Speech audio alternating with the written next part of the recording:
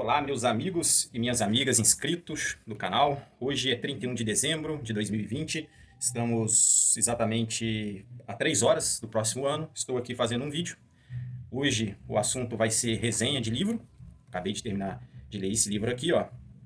Fundamentos Inabaláveis.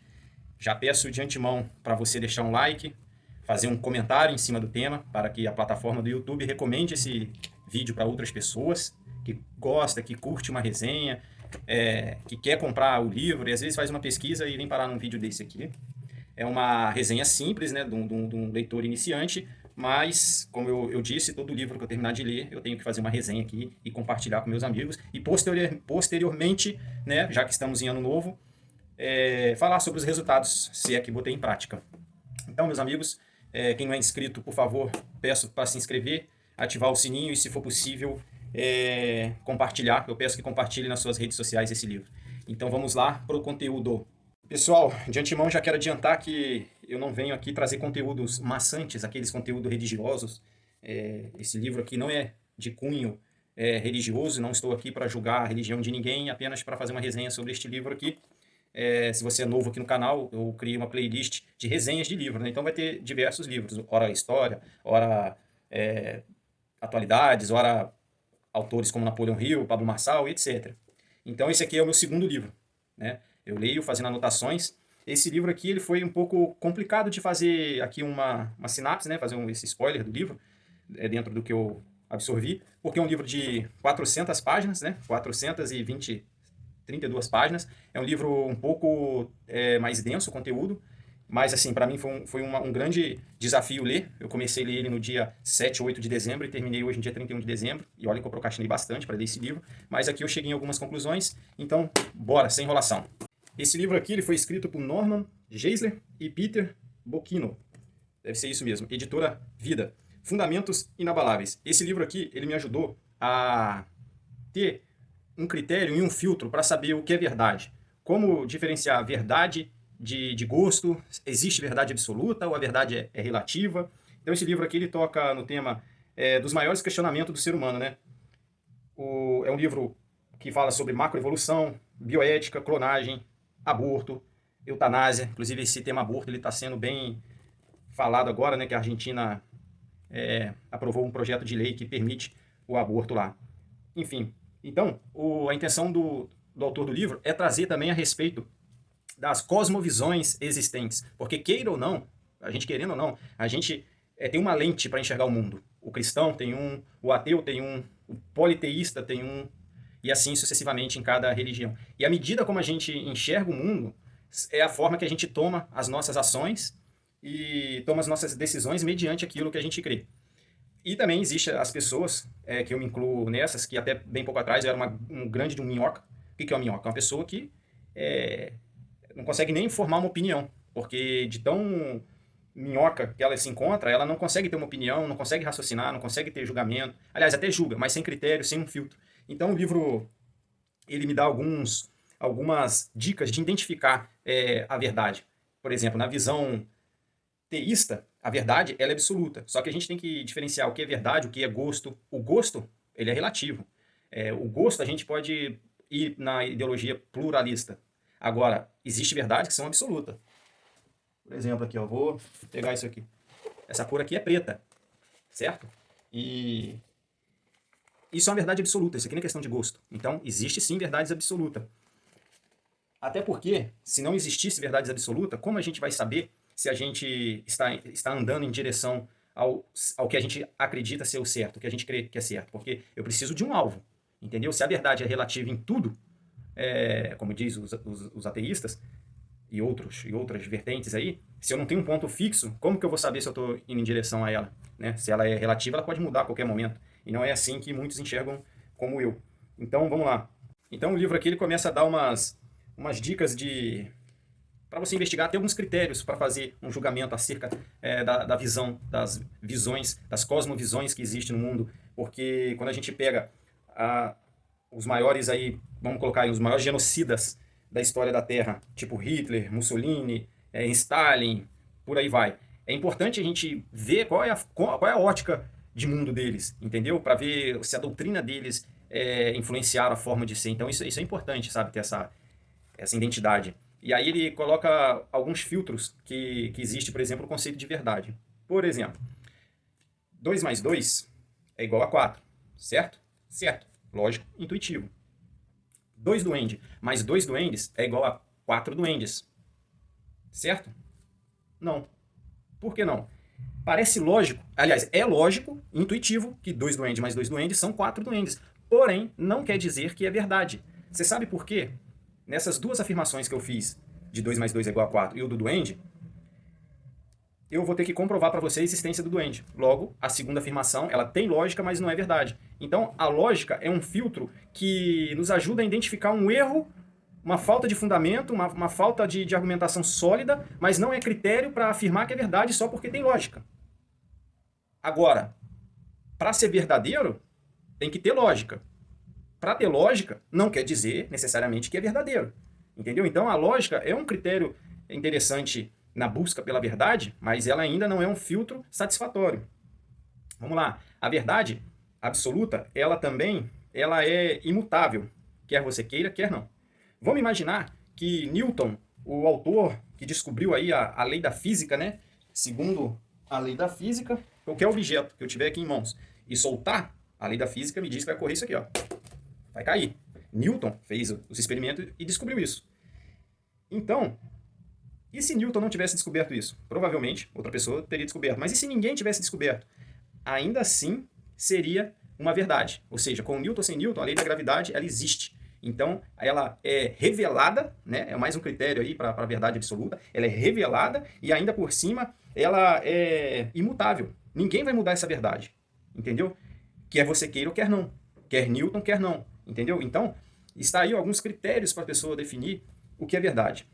Então, quando se trata da verdade, a gente não pode usar de pluralismo e relativismo no tocante a esse assunto. Principalmente na verdade filosófica ou na verdade religiosa, porque a verdade ela é diferente, como eu disse anteriormente, de gosto.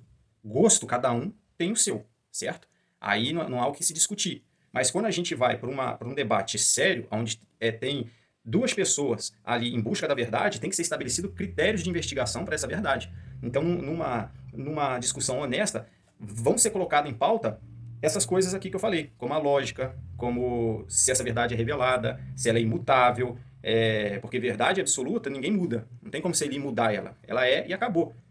Então esse livro ele me ajudou muito nessa questão da busca pela verdade, porque às vezes a gente entra numa discussão e quando eu percebo que o foco não está girando em torno de fatos ocorridos em busca da verdade, e sim calores de emoção, hoje eu aprendi a me retirar de debates assim, porque não vai acrescentar, nem eu e nem a pessoa do outro lado vai mudar de opinião, a não ser que, se estiver pautado dentro de um filtro, como o que eu anotei aqui, ó, a verdade por sua própria natureza é não contraditória, não viola as leis básicas da lógica, absoluta, não depende de tempo, lugar, nem condições nenhuma, revelada, existe independente da nossa mente, não criamos, descritiva, a concordância da mente com a realidade, inevitável, negar a existência, confirmar, é imutável, é o padrão fixo pela qual se verificam as declarações sobre a verdade. Então, nosso juízo de certas questões da vida depende de como vemos o mundo acerca da nossa cosmovisão que acreditamos. Então, num debate saudável, é importante você ter esse critério, né? Discutir em cima de coisas reais e não pautar uma discussão em cima do que eu acho, do que você acha, do que pode ser. Não, a gente tem que discutir em cima de fato e da verdade. E a verdade ela tem critérios e filtros para a gente poder identificar. É onde há muito conflito quando fala de verdade, quando você pega uma pessoa naturalista, uma pessoa não criacionista, né? E uma pessoa ligada mais à fé, à religião, porque a ciência ela não foi feita para explicar as coisas relacionadas da fé. A ciência só trabalha em cima do que ela pode investigar, fazer experimentos. Não é o caso da fé. Entendeu? Por exemplo, imagina uma pessoa vira uma pessoa não religiosa, não crê em nada, pergunta para outra pessoa: Deus é todo poderoso? A pessoa vai falar: sim, é. Tá. Ele é capaz de fazer uma pedra, criar uma pedra maior do que ele? Uma pessoa que faz essa pergunta, ela está se baseando na crença do outro de que Deus é todo poderoso. Aí a pessoa querendo defender a cosmovisão dela vai responder: sim, se Deus quer, ele faz uma pedra maior do que ele, levando em consideração que a gente não sabe o tamanho físico de Deus. Então, o outro rapaz fala, então por que Deus não faz isso? Então, o outro rapaz, ele tem que... Aí começa, Deus é todo poderoso, mas ele não precisa fazer isso. Então acaba virando um debate de doido, entendeu? Agora, se o debatente fizesse esse filtro, pô, sua pergunta não tem lógica, porque eu creio que Deus é todo poderoso, mas a sua pergunta não tem lógica. Então, quando a gente vai responder perguntas que não têm lógica, a gente vai acabar se enrolando. Quando você faz um filtro, aí vale a pena responder. Porque, na verdade, o rapaz que estava perguntando, ele não quer saber se Deus é capaz de fazer uma pedra maior do que ele. Ele só quer fazer o outro meio que entrar em contradição. Então, não compensa entrar nesses debates. Sobre o mal, por exemplo, o ateu, ele acredita que o mal é uma ignorância humana.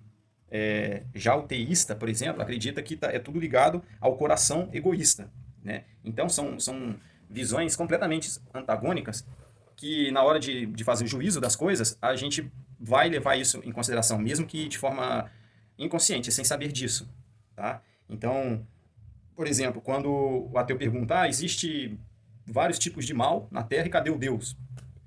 O mal, pro teísta,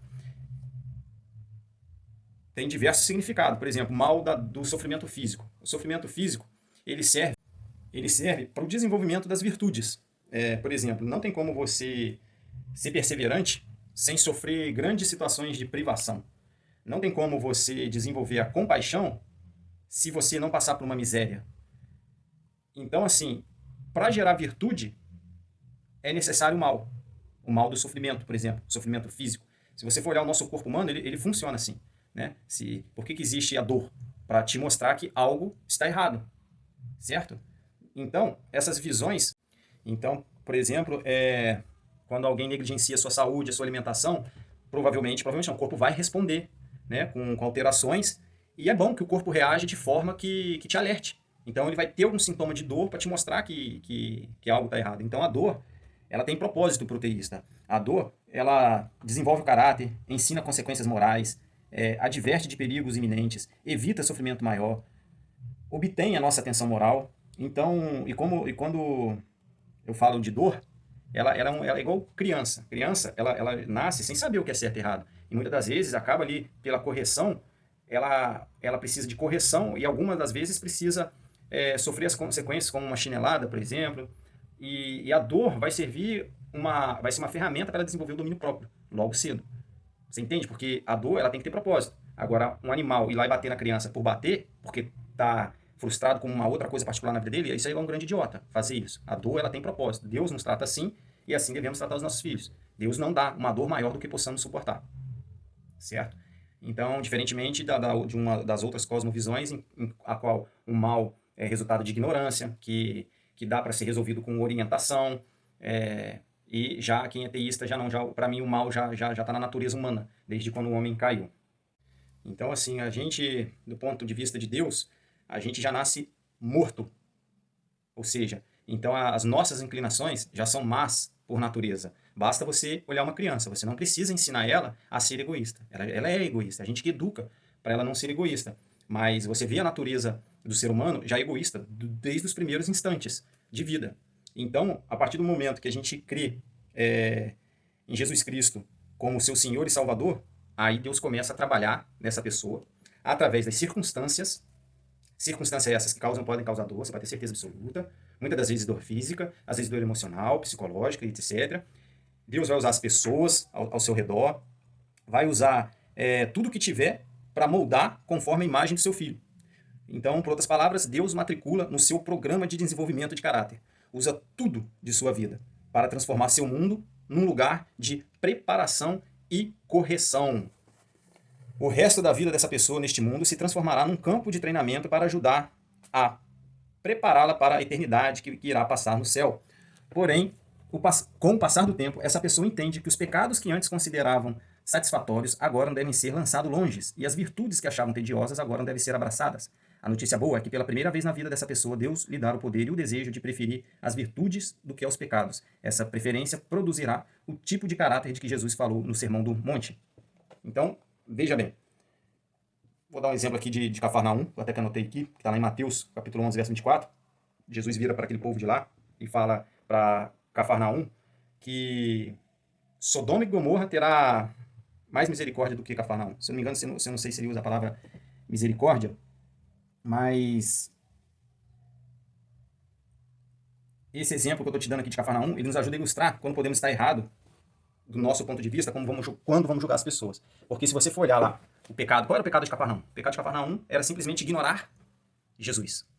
Agora, você vai em Sodoma e Gomorra, os pecados lá eram os mais cabulosos, os mais absurdos possíveis. E Jesus fala sobre Cafarnaum que vai ter mais rigor no juízo do que com Sodoma e Gomorra. Então, às vezes, a gente está atolado nos pecados, só que a gente não ignora Jesus. A gente não ignora, a gente sabe que a nossa consciência nos condena. Pô, no padrão de Deus eu estou errado. Isso aqui me prejudica o próximo. Estou usando aqui, por exemplo, a imoralidade sexual. Quando eu caio na pornografia, quando eu caio no adultério, eu não estou me prejudicando. Estou pecando contra mim, estou pecando contra o outro, contra o cônjuge e estou pecando contra Deus. Então, mas isso só vai entrar na cabeça da pessoa se ela crê nisso. Senão não adianta. Senão não adianta. E quem sou eu para querer colocar isso na cabeça das pessoas? Então a forma como você enxerga a vida e as coisas, ela influencia diretamente na sua conduta. Conduta nada mais é do que moral. Moral é o quê? É o que você fala. E conduta é a confirmação daquilo que você fala. É onde a gente chama muito de hipocrisia, né? Às vezes as pessoas, muitos, quem nunca foi hipócrita, né? Fala uma coisa, mas na verdade faz outra. Hipócrita. Mas o hipócrita, ele é além. Se você for olhar direitinho, ele é além, porque uma coisa é você... Por exemplo, eu sei que pornografia não é legal, não é bacana. Mas eu vou lá e caio. Perdi a conta de quantas vezes isso aconteceu. É uma dificuldade de se adequar a esse padrão. Mas a pessoa está ali tentando. E uma hora Deus vai conceder essa graça, junto com os esforços da pessoa. Agora, o que é hipocrisia para mim? É a pessoa falar de uma coisa, não acreditar nela, mas mesmo assim falar sobre, né? A pessoa nem tenta, nem se esforça para aquilo dali ser uma realidade na vida dela, mas está lá ela falando, não se masturba, não assiste pornografia, não, mas assiste todo dia. Nem ela acredita naquilo que ela fala. Você entendeu? Então isso, para mim, hipocrisia ainda é mais além do que somente não fazer o que faz. Porque às vezes a gente fala muita coisa, mas às vezes é porque não tem conhecimento, aí fala muita abobrinha. Mas hipocrisia, quando você sabe, você tem certeza absoluta, mas nem você acredita naquilo, sabe? Então, o livro, ele toca em diversos outros assuntos. Porém, assim, esses que eu discorri aqui foram assim, os que mais me chamou a atenção, que eu fiz algumas anotações, mas no livro Fundamentos Inabaláveis vai estar falando aqui sobre a lógica, a verdade, as cosmovisões, a ciência, o cosmos, a origem da vida, a macroevolução, projeto inteligente, né, a primeira causa, a lei, a justiça, Deus e o mal, Jesus e a história, a divindade de Jesus Cristo, a ética e a moral, o verdadeiro significado da vida e o céu, a verdadeira miséria e o inferno. Então é um livro de 420 páginas que me ajudou muito a construir minha nova forma de enxergar a vida e tomar as minhas decisões baseada naquilo que eu acredito. E quando a gente age assim, a gente tem uma tendência a crescer, porque você começa a seguir uma linha de raciocínio a qual você acredita. E aí você é menos hipócrita, né? Então, esse livro é muito difícil fazer uma resenha dele, sabe? Ele é complicado, fala de ciência, fala de assuntos assim difíceis de dominar. Foi meu primeiro contato com esse tipo de literatura, então eu recomendo, foi um livro incrível, espero posteriormente ler de novo, e ó, eu vou fazendo aqui as minhas anotações aqui que eu vou achando interessante. No mais, galera, próximo livro agora Você Não É o Seu Cérebro, e até o próximo vídeo. Pessoal, espero que tenham gostado desse conteúdo simples, lembrando que eu sou um leitor de primeira viagem, então peço aí que deixe um like, pelo menos, e um joinha aí, e se não concordar, também pode deixar aí uma crítica aí construtiva, que se for construtiva, com certeza eu vou estar respondendo. Valeu, gente, um abraço e até a próxima.